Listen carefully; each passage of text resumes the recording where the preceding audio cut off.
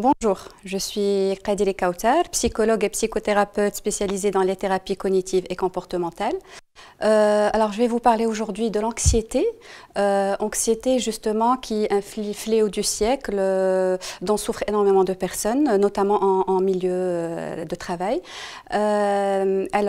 L'anxiété est constructive. L'anxiété, elle est là pour nous mener à aller de l'avant, pour nous donner de l'élan. C'est pas forcément quelque chose qu'il faut justement à tout prix combattre.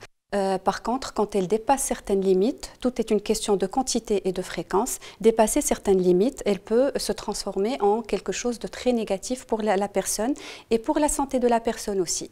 Donc, quelques astuces pour pouvoir un peu dépasser l'état anxieux, c'est justement de pouvoir prendre conscience de cet état-là et des manifestations pour pouvoir anticiper les situations anxiogènes à l'avenir. Pouvoir prendre du recul. Quand l'anxiété prend de plus en plus de place dans la vie de la personne, justement, la personne elle peut être submergée, ce qui alimente le processus. Donc le recul serait cette capacité de pouvoir s'ancrer dans l'ici et le maintenant et pouvoir être plus dans les idées positives et non pas accrocher à des idées négatives spéculatives. Pouvoir accepter la contrariété, puisque je ne peux pas avoir de prise sur toutes les situations du quotidien.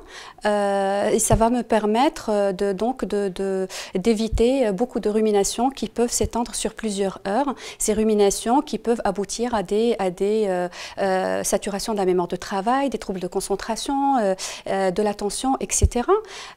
Donc éviter aussi le perfectionnisme,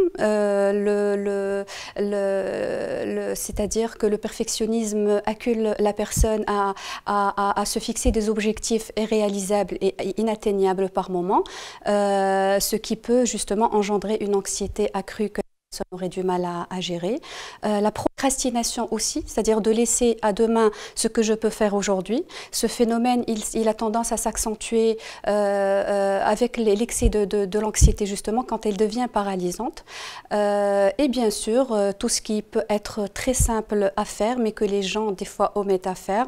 Donc, prendre du plaisir, prendre soin de soi-même, ne pas hésiter à prendre des pauses quand on est en plein travail et qu'on peut le faire. Éviter tout ce qui est tout ce qui peut être source d'anxiété, notamment le café, le thé, etc. Donc retrouver le sommeil et pour ça restructurer les idées négatives et ne surtout pas être autour de l'idée, il faut absolument que je m'endorme. Voilà, très bonne fin de journée et bonne continuation.